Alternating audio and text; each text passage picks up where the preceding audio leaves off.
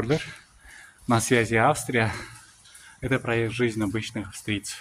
По иным үйінде Тула Алтайда Чаттынов Валерий Иванович жатқан Туранны дворянский гнездо деп аталып тұрды.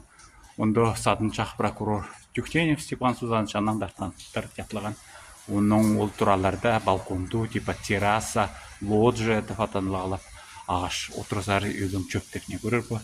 Тегін тура Австриядамда тегін рабочийлер жатылып тұраны.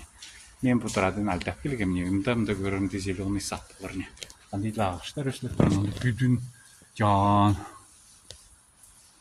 Бұл мөш емес бұл андайды талға дүңей ағашыны амды кустарниктарны. Емді қандайды дворянский гнездо қандайды улауыны көрін Алтайский обком КПСС-ның председатель жаттыранда кемді жоқны. Көргөрчіма деген албаты, деген рабочийлер. Чынымча айтса бұл Венский линиян деп айтыран. Венский автобусный корпорацияның шоферларында жатып тұраны. Бұл жердің аты Ам Шөпфлех деп айтыран. Вот ондай соғым жер болар Австрия.